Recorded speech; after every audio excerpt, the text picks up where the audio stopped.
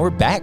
All right, so for the end part of the episode, Steve had to leave, but Ian, welcome back to the studio. Hello, thanks for having me. So we had you in here just a couple weeks ago for that holiday episode, but just for people who maybe don't know who you are, give us a brief background on what brings you to the studio today. Yeah, my name is Ian. I have a company called Space Shack. We are developing hemp-derived frozen treats. We're trying to be the freezer section in your smoke shop. I love it. We were just talking about it before we went on air. I'm so excited to give some of those a try.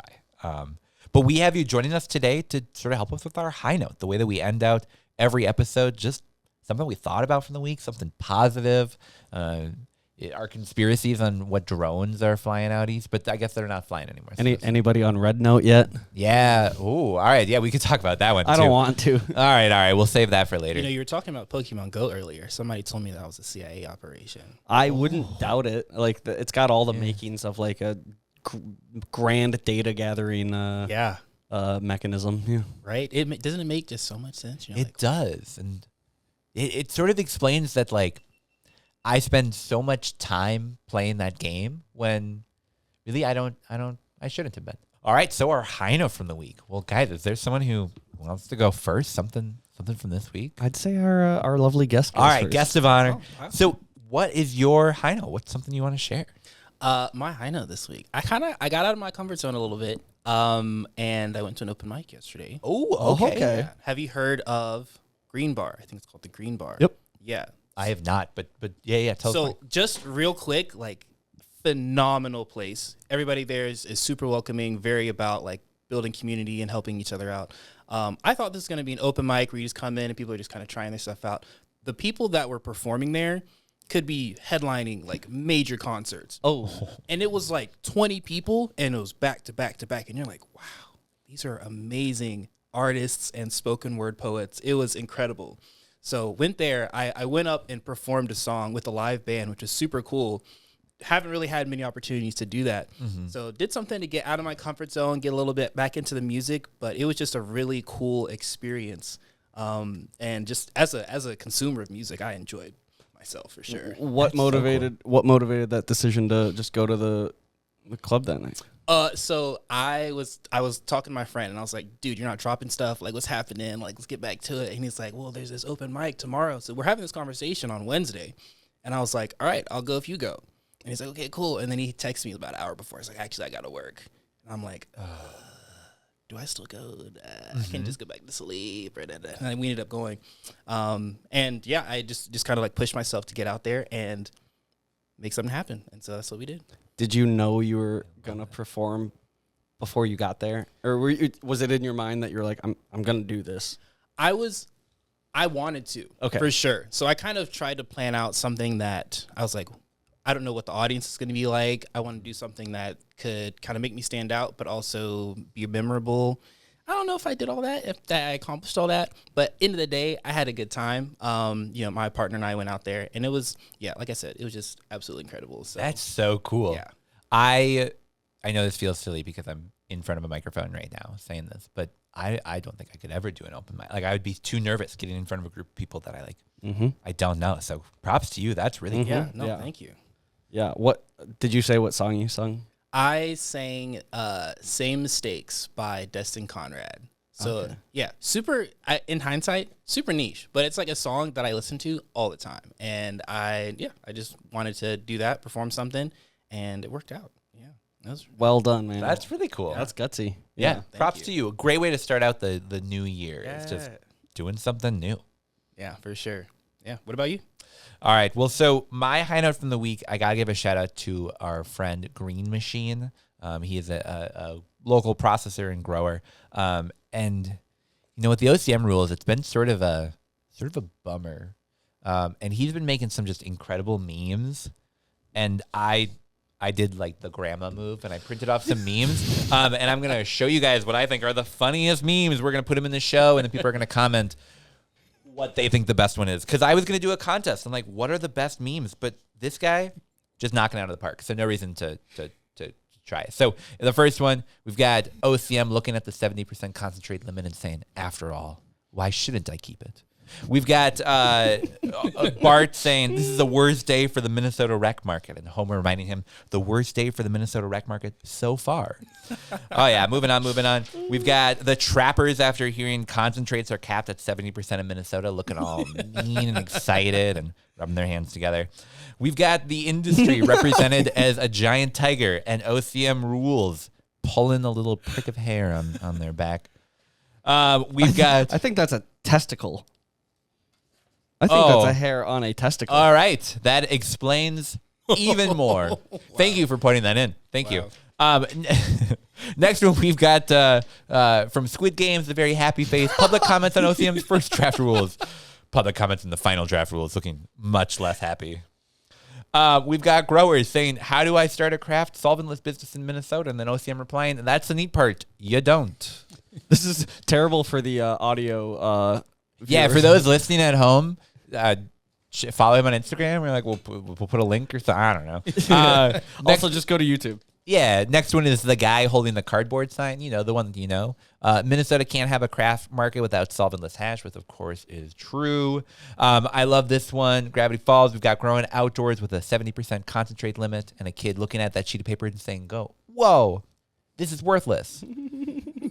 You've got OCM saying, "Man, am I the one out of touch?" No. It must be the industry who is wrong. You've got that 70% potency limit being thrown out by public comments and then appearing right behind. Gotcha. This one is not Green Machine. Firebeards, who was on earlier, had this is how you get mids, which is so spot on. And then my personal favorite, the very buff Doge. Black market hash, just looking super buff and ready to beat people up. And then the very wimpy Minnesota rec market hash. It's true, man. He's a renaissance man of the art. He is a renaissance man. We couldn't make better memes. Big friend of the show. So Green Machine Cannabis. Go follow for a giggle. Yeah, worth a follow. Anytime there's bad news, you know there's going to be super something funny there. This is great. Yeah, these are awesome. Yeah, he's so good.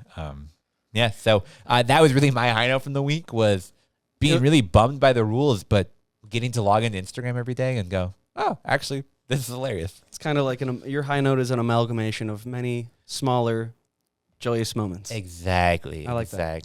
I like that. Yeah. So Jordan, finish us off. What was your high note from the week? What do you got for us? My high note, I think, happened today, and I'm gonna use it as like a little bit of a PSA. And that is so Dabbler Depot, the flagship store in St. Paul, hosted a blood drive today, and I donated blood for this third or fourth time I've done it. But like, this is just my call out to people with blood. Only less than 3% of people donate blood, and they are at a massive shortage. So my high note I'm going to use as a call to action for anybody out there. If you have blood, go ahead, go see if you're able to donate it, and if you can, just give a couple pints. I love that. In fact, we should up the ante. In March, we should hold a party that you can only come to if you've proven that you've donated blood. Like now, between now and March, if you've gone at least once to donate blood, you can come and party with us for free. I like that, because March is when the next time I'm able to donate blood. So there we go. Yeah. So that works out well. But yeah, wow, but I like that. That's, I think, a good reminder that you can save a life by donating blood today. We got numbers back from our last donation, which was in, I think, probably August. At least according to the numbers that the Red Cross gave us, we saved over 120 lives. Wow. And it's like, that's just from a 1 8-hour blood drive in the parking lot of a liquor store. Cool. So, and if you donate blood, you can do smaller dabs and get even higher. So it's sort of a twofer, is you're helping people and saving money. So go donate blood. I like that one. That's a good one. Brilliant. Hey, great episode, fellas. Yeah, that's another good one. I like when we get to the end and it's sort of like, well, we did it. Yeah. That's good. It's just like that big breath you got to take. It's like wow, another one in the books. But here we are, just doing what we're going to do anyway. We're just happen to be recording it. And this is the part where people get really bummed in the episode, where they're like, oh, they're going to be done soon. I got to wait till next Tuesday. But wait. What? You actually can get an episode on Friday. What is it? Tanner's Trip Tasting. Oh, shit. I know. In fact, what's exciting is we're previewing it right now. We haven't even recorded it yet, so it's just sitting right over there. We're going to go record it afterwards. And then you guys on Friday can see a whole different segment of Tanner's Trip Tasting. You can go see how it goes. We got Circle Source. We got some Back 40 Farms. It's a fun one, so stick around and check it out. But for today, that's all we got. Yeah. Well, Ian, thanks for joining us. Thanks for having me. Steve, thanks for joining us. We appreciate it. Jordan, as always, thanks for making sure people can hear us and see us and make sure our ship stays afloat. Somebody's got to press the button. Our shit stays afloat? Both, for sure. Yeah, both.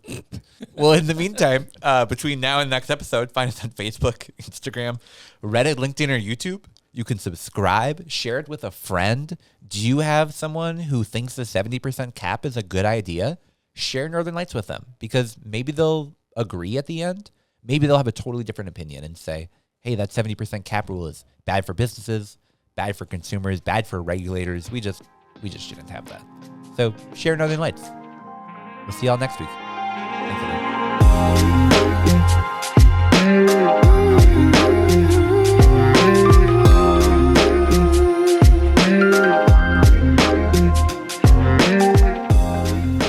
Northern Lights is a Minnesota Cannabis College production.